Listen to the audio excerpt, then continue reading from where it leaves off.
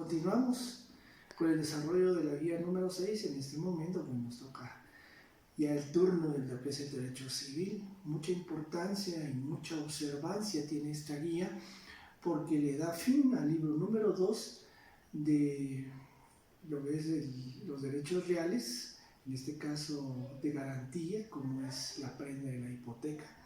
Digamos, punto de partida lo que es el derecho sucesorio.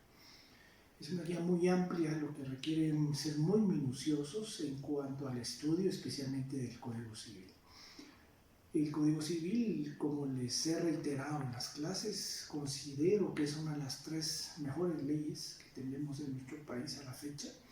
Tiene muchas instituciones positivas no vigentes, el caso de las arras es un ejemplo de esto, pero es muy funcional, contempla todo o casi todo, si nosotros podemos ver de lo que es la vida civil.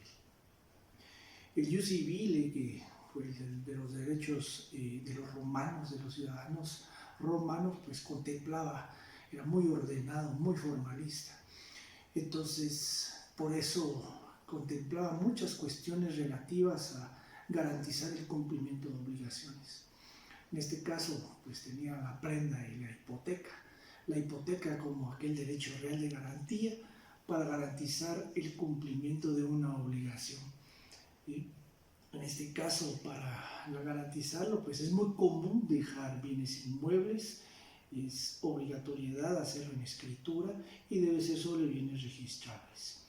En el caso de la prenda, se definía en el artículo 880, habló en pasado porque hay que hacer la observancia que de los 880 al 895 aproximadamente del Código Civil hay casi que 15 artículos derogados del Código Civil, que fueron por alguna movilización y agilización del tema de la prenda.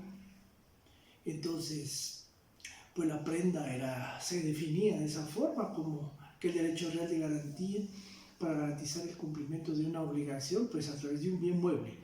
Entonces, esa era la diferencia cuando a veces la connotación más común era la hipoteca bienes inmuebles y la prenda bienes muebles. Pues surge un decreto ahí por el acuerdo gubernativo, el decreto 51/2007, ley de garantías mobiliarias y sus reglamentos. Es muy importante, que tiene casi que desde hace ya 13 años, está en vigor. Pues lo que se buscaba con esta ley era agilizar el tema de las prendas como garantía. Hay un registro, como les decía en el anterior video, hay un registro relativo a las prendas, pues es el registro de garantías mobiliarias. Esto se buscó para agilizar el tema de la prenda. Tiene otras circunstancias relativas ahí en cuanto a asegurar el cumplimiento de obligaciones. Hay un trámite que vamos a desglosar porque tiene algunas especificaciones en cuanto a las ejecuciones, pero esa es la situación actual en el estudio de lo que debe hacerse en la Ley de Garantías Mobiliarias, ¿verdad? En la derogatoria en el Código Civil de aproximadamente 15 artículos, del 880 en adelante. Eso hay que revisar bien su código, cómo está, porque se necesita actualizar. Me he encontrado que las mitades de las aulas, en estos casos de los grupos, no tienen actualizado su Código Civil, y entonces hay que hablar un poquito de esas derogatorias, así como hay que instar al análisis de la Ley de Garantías Mobiliarias, en estos casos para garantizar el cumplimiento de obligaciones. Esto nos va a servir mucho para el tema de las ejecuciones. Bien, otro punto que tiene la guía número 6 en cuanto al derecho civil es el tema del derecho sucesorio. Hay libros muy importantes en el derecho civil. El derecho sucesorio es de mayor trascendencia dentro de estas circunstancias porque trata de qué pasa con los bienes para después de la muerte de una persona. Y eso es el derecho sucesorio, pues es esa normativa, ese conjunto de bienes que quedan para después de la muerte y la disposición de los herederos o presuntos herederos, que después de un trámite pues son declarados como tales. Ahora bien, la sucesión hereditaria, ¿verdad?, es ese derecho que tienen las personas, ya sea que ligados por algún lazo, ¿verdad?, ya sea de consanguinidad o en algún momento dado a través de un testamento, pues acceden a los bienes de una persona que ha fallecido. Aquí hay un poco de historia en estos casos. El Código Civil, yo se los he dicho, pues no tiene nada relativo a alguna situación netamente sentimental. Yo les he dicho, al derecho civil, pues lo que le interesa prácticamente es el tema patrimonial. Y en este caso es qué va a pasar con los bienes después de que la persona pues deje de existir, ¿verdad? Cuando su personalidad jurídica se extinga. Pues hay algo muy importante acá. ¿Cuándo se transmite la herencia? ¿En qué momento? Pues en el momento de la muerte del causante. Causante la persona que fallece, heredero la persona que accede a esa herencia. Entonces, hay otra diferenciación que es entre herencia y legado. Pues es sencilla. La herencia pues es la totalidad de la masa que tiene en bienes una persona, mientras que el legado es parte de esa masa. Un ejemplo, una persona tiene 5 propiedades, 5 casas, y la totalidad de la herencia, y cada una de esas casas viene siendo un legado. Esa es la situación. Los legados se distribuyen a través de un testamento, es donde, por ejemplo, a Julio se le deja la casa número 1, a Roberto la casa número 2, a Luis la casa número 3, a Luis a la casa número 4 y a María la número 5. Esos son legados y ellos son legatarios. Es una manera muy sencilla de diferenciar lo que es la herencia de los legados. Ahora bien, el derecho sucesorio siempre definámoslo como aquel conjunto de normas jurídicas, principios, instituciones y doctrinas que regulan el modo de transmisión de los bienes de una persona para después de su muerte. Sencillo. Ustedes deben crear sus definiciones y recuerden el nombre y el apellido de las definiciones. Siempre se los he dicho en sesiones, la parte introductoria y la parte técnica, nunca la olviden. ¿Ya? Todo defínanlo y acostúmense a definirlo de una forma muy técnica. Normativa jurídica que refiere para la disposición de bienes de una persona para después de su muerte. Es algo muy sencillo. Empezamos del 917, está en el libro 3 del Código Civil en adelante. Un código, una parte muy minuciosa. Si el código bien es minucioso, esta parte debe ser mucho más minuciosa por el tipo de instituciones que se van a dar. Hay 2 teorías en cuanto a la naturaleza jurídica del derecho sucesorio. Una de las primeras teorías es una teoría que le denominan subjetiva. Y en esta subjetiva se dice que es la prolongación de la personalidad jurídica del causante. Es decir, el causante, la personalidad jurídica inicia, se recuerdan de las teorías del nacimiento, la concepción, la ecléctica, quedamos que era la concepción por el tema del artículo 13 de la Ley de Protección Integral de Niñez y Adolescencia, y la Constitución en el artículo 3, pues que tiene ahí lo que es la concepción, pero la personalidad jurídica termina con la muerte. Entonces esta teoría subjetiva dice que es la prolongación de la personalidad jurídica en favor de sus sucesores. La otra es la objetiva, pues que es más patrimonial, ¿verdad? Lo que es el derecho de ese heredero de acceder a los bienes del causante es mucho más patrimonial. Y no le interesa ese derecho de prolongación de la personalidad, mientras que en el otro es ese derecho sobre los bienes del causante, el derecho más patrimonial. Entonces, algo que tiene en cuanto a la naturaleza jurídica. Otra cuestión es que tenemos nosotros son las clases, la clasificación de la sucesión hereditaria. Son varias las clasificaciones que pueden encontrar la doctrina. Básicamente el código tiene la sucesión testamentaria con testamento, intestada sin testamento, la mixta, parte testada y parte intestada. Está la sucesión vacante, que es cuando no hay herederos, y está la sucesión bajo beneficio de inventario. Y esa bajo beneficio de inventario nosotros la podemos encontrar acá, está básicamente en el 920 del Código Civil, en donde el heredero responde por las cargas solamente hasta cuando alcancen los bienes, es bajo beneficio de inventario. La vacante es cuando no hay herederos, entonces queda el Estado y las universidades del país.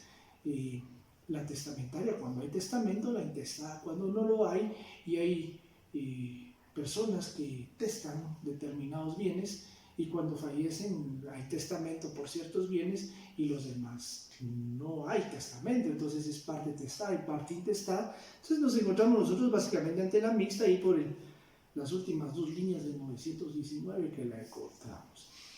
Ahora bien, pues hay algunas cuestiones relativas a las causas de incapacidad para suceder por indignidad. Nosotros nos encontramos por ahí por el 924, pero acá el resumen es prácticamente la indignidad, es prácticamente ser contrario a la lealtad con el causante, es decir, no atenderlo, engañarlo, pues tener algunas circunstancias relativas a ocultar algunas situaciones relativas a su muerte, participar en la muerte, o sea, muchas cuestiones que llevan a ser a la persona indigna de esta sucesión para la masa hereditaria. Lógicamente acá se evalúan todos estos presupuestos, pues porque las masas hereditarias tienden a ser muy sugestivas para ciertas personas, entonces pueden darse algunos presupuestos de que a través de cuestiones anómalas se quiera acceder, no importando incluso la misma situación del causante, su vulnerabilidad sobre todo, ¿verdad? Pues pensando que el causante puede ser una persona de avanzada edad, pero ahí encontramos esas incapacidades. Pero que la persona sea declarada indigna no afecta los derechos de la persona o a los descendientes del indigno, ¿verdad? Es decir, un hijo que sea indigno, pues no afecta al nieto, que el nieto pudiera heredar en determinado momento al abuelo cuyo hijo fue declarado indigno. Entonces, esas situaciones también son muy importantes irlas aclarando, ¿verdad? Bien. También yo les pongo siempre en las guías lo que es parte práctica y oral para que nosotros vayamos identificando de una manera fluida. Recuerden que nuestro examen no está acá, nuestro examen está mucho más allá en la parte práctica. Entonces yo les pongo ahí, por ejemplo, parte práctica oral, acciones de indignidad, vías procesales, nominaciones de juicio. Pues aquí nosotros nos encontramos sobre un juicio ordinario planteado ante el juzgado de primera instancia civil, y que le denominaríamos juicio ordinario de acción de indignidad. Entonces recuerden que el juicio ordinario es innominado, ustedes les pueden asignar un nombre, y aquí estamos ante un juicio ordinario de acción de indignidad del juzgado de primera instancia civil competente, ¿verdad? Dependiendo en qué área estén, ¿verdad? Quetzaltenango, Malacatán, San Marcos, Ichihuán, no sé en dónde esté la situación. Recuerden que para estas circunstancias nos vamos a las reglas de la competencia en caso de los procesos sucesorios. Ahora bien, estamos en la sucesión testamentaria. Aquí es sencillo, es aquella sucesión en donde interviene a través de testamento. Pueden definirlo ustedes, es aquella sucesión en donde una persona dispone a través de un testamento de sus bienes para después de su muerte. Otra definición. Entonces la sucesión testamentaria tiene muchos presupuestos. Entonces, en primer lugar, un testamento es como lo establece el artículo 935, es un acto meramente personal, solemne, dispositivo de bienes, a través del cual una persona dispone sus bienes para después de su muerte. ¿En favor de quién no se puede testar? Pues en favor de personas que pues tengan algún tipo de incapacidad, ¿verdad? O tiene ciertos límites en el caso de los alimentos, por ejemplo, o también en algunos casos que se pudieran dar en caso de testamentos mancomunados, o no se puede en esas situaciones, ¿verdad? Entonces el testamento, por ejemplo, o el testamento a través de contratos, son testamentos prohibidos, ¿verdad? Recuerden que el testamento no es un contrato, el testamento es un acto de última voluntad. Entonces, esa es una diferencia ahí. Muchos dicen, por ejemplo, yo por eso les digo que hay en una escritura, pues en una escritura hay negocios jurídicos y declaraciones de voluntad. Una declaración de voluntad que se puede celebrar, se puede, no obligatoriamente en una escritura, es un testamento. Bien, entonces tenemos algunas cuestiones relativas acá en relación al testamento. ¿Quiénes tienen incapacidad para suceder post testamento? Pues tenemos nosotros acá, que tenemos básicamente algunas prohibiciones que tenemos nosotros acá para testar.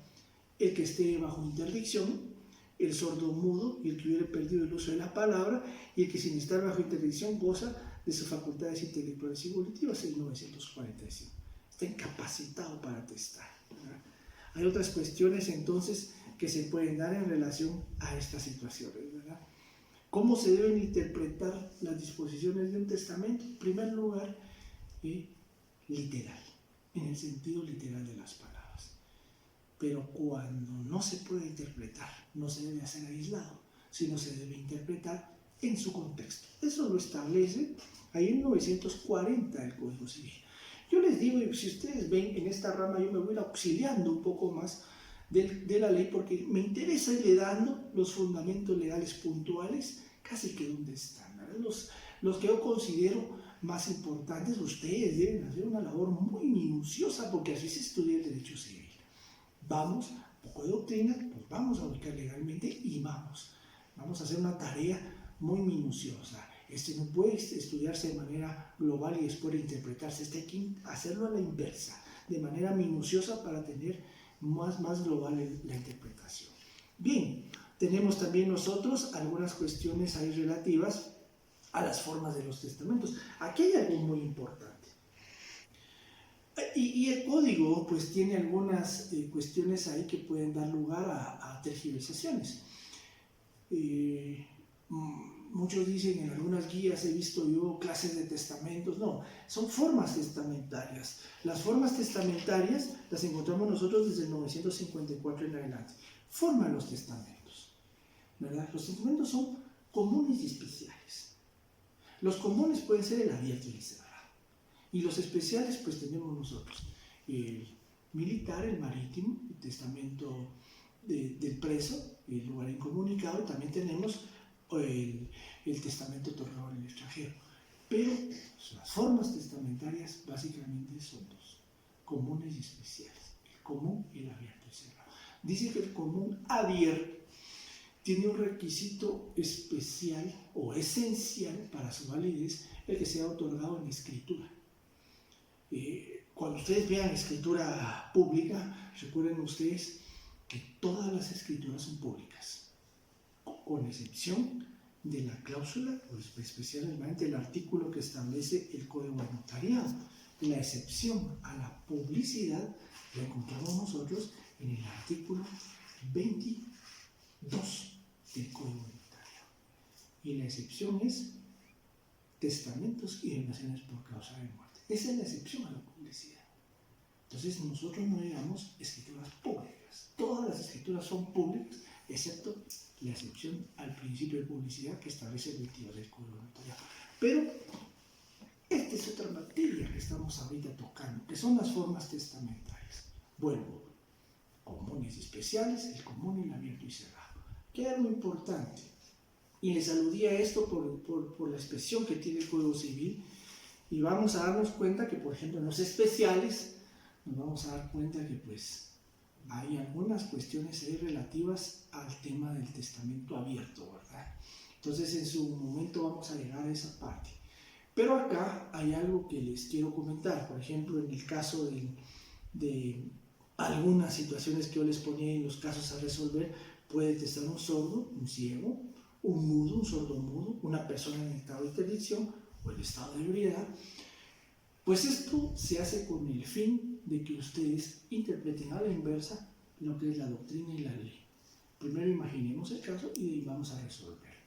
Puede testar un sordo, ¿y qué tipo de testamento puede hacer? Pues un sordo sí puede testar, solo que debe, según el 958, hacer un testamento abierto, leer el mismo con voz inteligible.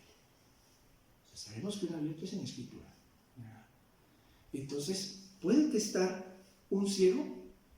Claro que puede hacer un testamento abierto, con un testigo instrumental. También con el objeto de que sea leído en voz alta 2 veces. La primera por el notario y la segunda por un testigo que elija el testador. Esto puede ser en el 957, da la opción. ¿Puede testar un mudo? Nosotros encontramos el tema ahí del 961. Los que no pueden hablar, pero sí escribir, pueden otorgar testamento cerrado. Vean, la diferenciación de las clases de testamento y si pueden o no. Sí pueden, ¿ve? Pero el caso del mudo, testamento cerrado. Ahora bien, un sordo mudo podrá otorgar testamento también cerrado. Porque recuerden que el sordo puede un abierto, pero un sordo mudo es cerrado. Entonces el sordo mudo también es cerrado. Porque el sordo dice, perdón, el mudo dice, por lo tanto, si puede escribir, podrá otorgar testamento cerrado. Ahora, si no puede escribir, la prohibición está en el 960. No puede hacer testamento cerrado el que no sepa leer ni escribir. Entonces, la minuciosidad que se requiere para el derecho civil es esta. Una concentración permanente, hacer ejercicios constantes y desglosar ustedes mismos su propia ley, con apoyo a la doctrina, por supuesto. No vamos a ser nosotros y convertirnos gente que solo analiza la ley. A pesar de que estamos ante una de las mejores leyes de nuestro país, pero tampoco podemos versar nuestro estudio en esto. Ahora bien, ya viendo esta situación, una persona en estado de interdicción podrá hacerlo. Una persona en estado de ebriedad, ellos no pueden, y nosotros encontramos pues las prohibiciones en el 945. Incapacitado para atestar, el que se halla bajo interdicción, el primero, y el otro, el que sin estar bajo sin interdicción no goce de sus facultades intelectuales y volitivas al momento de atestar. Prohibido. El Código Civil resuelve casi todo. Ahora bien, el cerrado, pues es otro tema. La ruta de un testamento abierto es una escritura. Ya les he dicho, ¿no? ¿Cómo es esto en la práctica? Pues es una escritura. A mí me gusta mucho ejemplificar con algunas cuestiones. La escritura, pues lleva una ruta. El testimonio especial se va cerrado al archivo de protocolos, lleva el pago del impuesto en la misma plica. Hay muchas cuestiones que nosotros pues tenemos ahí en la ley del timbre forense y notarial, pues nos dice algunas cuestiones que son de vital importancia. La vamos a encontrar por acá, en donde pues vemos el artículo 3, el numeral 2, y nos vamos por ahí en el D. En los testamentos y donaciones por causa de muerte, pues cubre un impuesto de 25 quetzales. Dice que la cancelación del timbre se hace en los testamentos abiertos, dice en el numeral 3, se fija en la plica.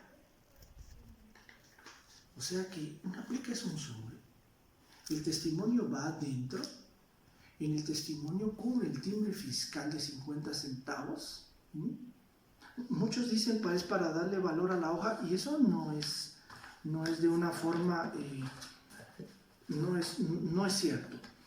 No es para darle valor a la hoja, sino es para atender el artículo 5 de la Ley de Impuesto de Timbres Fiscales y Papel Sellado Especial para Protocolos, en donde dice el 5, numeral 6, dice, de las tarifas específicas, dice, índices, testimonios especiales, 50 centavos. Es para atender la ley. 50 centavos por hoja que va dentro. Dan de cuenta que este es el testimonio. Vamos, estamos con sus 50 centavos dentro. Se cierra la plica o el sobre. Afuera, dice claro, la ley de timbre forense y notarial, que acá se cubre el impuesto de 25 quetzales que se pone en la plica y se envía. Ustedes es muy recomendable que en su protocolo pues tengan, recuerden qué significa protocolo, se lo reitero, hay una definición, diccionario, y también Salas es un autor del derecho notarial que especifica bien esto y dice que protocolo es el empastado, específicamente quiere decir entre pastas y tornillos.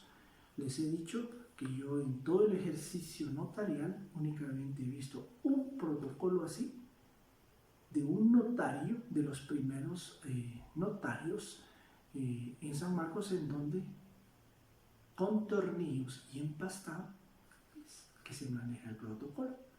¿Cuál es el objeto de esto? Que el tornillo se vuelva a sacar, y pueda sacar este instrumento público y se vuelva a colocar.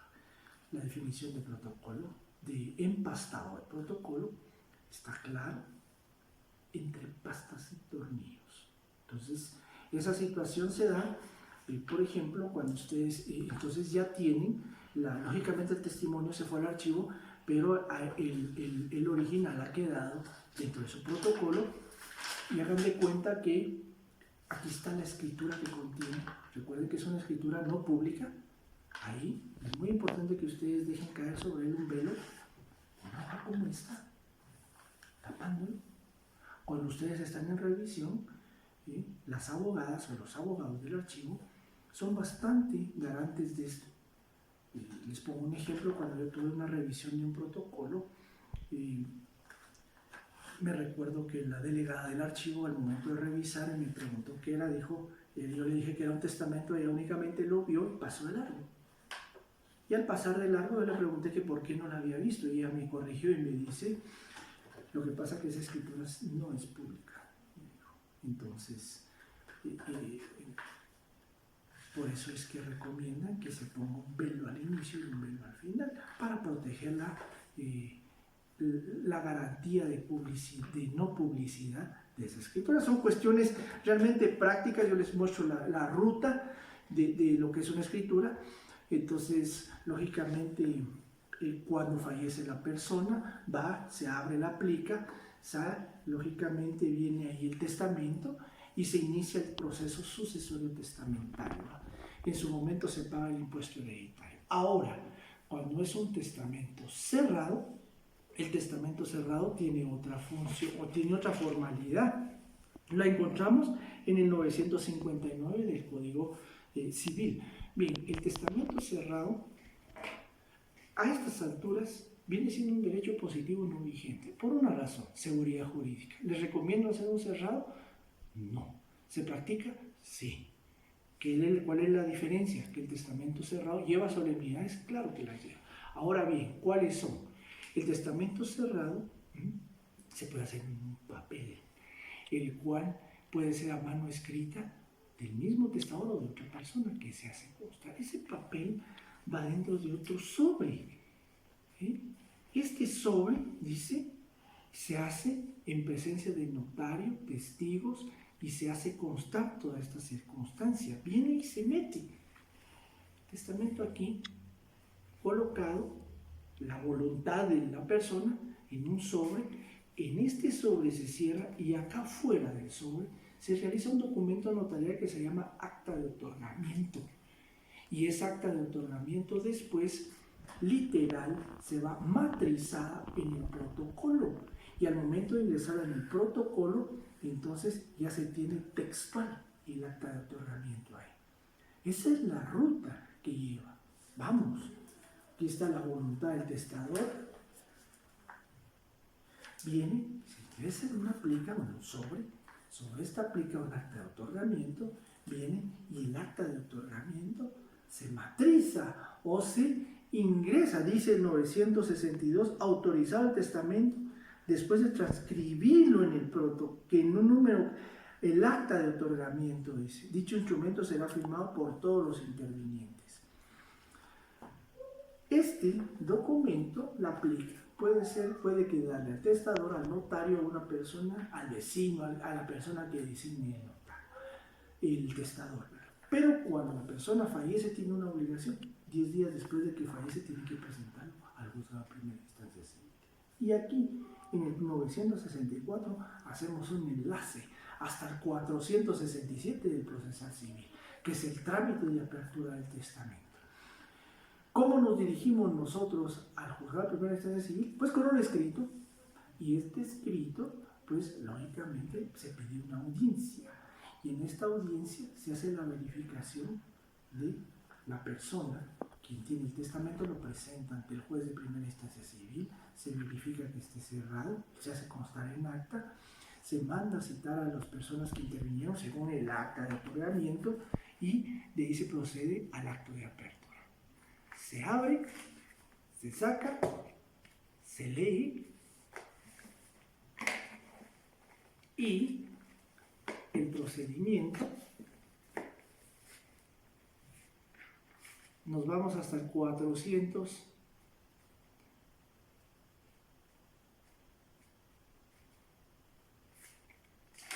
Acá.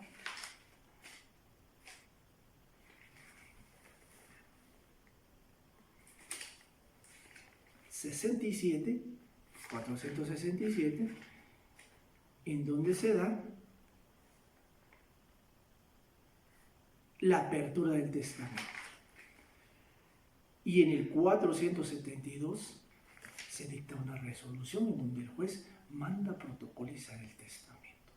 Después de protocolizar el testamento, el testimonio de esta protocolización del testamento ya se puede iniciar el proceso sucesorio testamentario. Como ven, es algo bastante, pues un poco más de ceremonial. El tema acá es que la seguridad jurídica es la que se puede ver comprometida. No sabemos, de repente nadie aparece que tiene el testamento, de repente el que lo tenía lo pierde, de repente no se sabe quién lo tenía, entonces crea mucha inseguridad. Por eso es que lo recomiendo. Y al crear esa inseguridad, pues lógicamente al no haber testamento, pues vendría un intestado. Entonces quedaría la voluntad del testador pues perdida en el horizonte. Por eso es que es un testamento que no se usa en la actualidad. Se usa lo recomendable por la seguridad jurídica. Entonces ese es el trámite de apertura del testamento cerrado. Ahora, dentro de algunas cuestiones, los testamentos especiales pues tienen algunas la misma ruta. Estos testamentos especiales, tanto el militar, el marítimo, el del preso, el del lugar incomunicado y su requisito de validez es que la persona fallezca durante el evento o 90 días después. Entonces, estas cuestiones se dan en cuanto a los testamentos especiales y en algunas circunstancias, pues veamos el contexto de la época, 1964, veamos el contexto actual, pues ya hay otros mecanismos que se pueden hacer, la mayoría opta por el testamento común abierto en la escritura, el declarar voluntad previamente y ahí está. Cabe señalar que hay poca culturización en cuanto a testar. Ahora bien, en cuanto a la revocación, nulidad y falsedad de las disposiciones testamentarias, pues tenemos algunas cuestiones ahí de importancia, pues es nulo el testamento, que se hace sin las formalidades o las solemnidades, ¿verdad? Es anulable aquel que otorgado con algún vicio de consentimiento, pues especialmente con violencia, dolo o fraude. Aquí tenemos nosotros pues también es el testamento nulo o falso. Esto viene a impugnar las cláusulas del testamento que pueden ser impugnadas en juicios ordinarios. Hay una cuestión que también es de mucha importancia. Por ejemplo, hay cuestiones que se refieren a procesos judiciales, el caso de juicios que se entablan, juzgado, nominación de juicio, pues tenemos nosotros ahí lo que es juicio ordinario, ya sea de nulidad o anulabilidad de las disposiciones testamentarias. El juzgado de primera instancia civil siempre es el competente. Y pues tenemos algunas cuestiones relativas al heredero sustituto, ahí por el 988 tenemos la sustitución hereditaria. Esta es una disposición testamentaria a través del cual la persona designa un heredero sustituto en caso de que vaya a suceder, muera antes que aquel o sea indigno. Por ejemplo, una persona deja a su hijo, pero establece en una disposición testamentaria una cláusula en caso de que mi hijo muera antes que yo. El encargado de suceder será mi nieto, es un heredero sustituto, ¿verdad? Entonces esas son cuestiones que básicamente van dándose en esta situación, ¿verdad? Las herencias condicionales y a término pues no tienen mayores situaciones que ciertas condiciones. Por ejemplo, podrá acceder a la masa hereditaria si se gradúa de la universidad, y si nunca se gradúa pues nunca accederá a la masa hereditaria, es cuestiones así, o a término. Por ejemplo, en determinado plazo, cuando cumpla 40 años, ya podrá suceder administrar los bienes de la empresa, por poner un ejemplo, disposiciones testamentarias condicionales de a término. Por ejemplo, en el caso de, hay tema de la soltería y casados, por ejemplo, en el caso de no puede mantenerse alguna cláusula, una disposición testamentaria que el heredero no se case, o el legatario pues no acceda a ciertas circunstancias ahí relativas, pero sí se podrá impugnar que no se case con cierta persona. Está el tema de que, por ejemplo, si se mantiene soltero, pues algunos beneficios, todo eso nosotros pues tenemos algunas cuestiones ahí relativas a las condicionales de a términos, ahí desde el 993 en adelante, hay cuestiones ahí relativas a estas situaciones, ¿verdad? Por último, tenemos la declaración unilateral de la voluntad para acceder o no a la herencia, tanto en sus plazos de 6 meses a 1 año, dependiendo, que estamos hablando de la aceptación y renuncia de la herencia. La aceptación siempre se da, ya sea expresa o tácita, expresa ante juez o en escritura, y tácita, pues entrando en posesión de bienes de la herencia, plazo ya está en término de 1 año si no se encuentra en el país, o 6 meses si se encuentra, y la renuncia, que debe ser netamente expresa, sea en escritura o ante juez, ¿verdad? No, la renuncia de la herencia se define como aquella declaración unilateral de voluntad de no acceder a los bienes de la masa hereditaria. Esto no exime a que los acreedores puedan reclamar la herencia. Les pongo un ejemplo: una persona que va a acceder a una herencia de 1.000.000 de quetzales, sin embargo, tiene una deuda en Ban Rural, por ejemplo, de 800.000 quetzales, y ha sido ejecutado y no tiene bienes que ejecutar. De repente decide no acceder a la herencia, para no pagar las cuotas que debe al banco. Entonces el banco puede aceptar la herencia en nombre de aquel. Esas disposiciones son de mucha importancia porque es el derecho de los acreedores a la masa hereditaria donde se puede constituir. Bien, pues una guía bastante extensa, trata la manera de ser conciso, entonces espero que les haya servido. Profundicen, lean, hay una capacidad y un potencial que ustedes tienen, aprovechen, y espero que los lineamientos que les vierto a través de cada uno de estos videos les vayan sirviendo poco a poco. Pasen feliz tarde.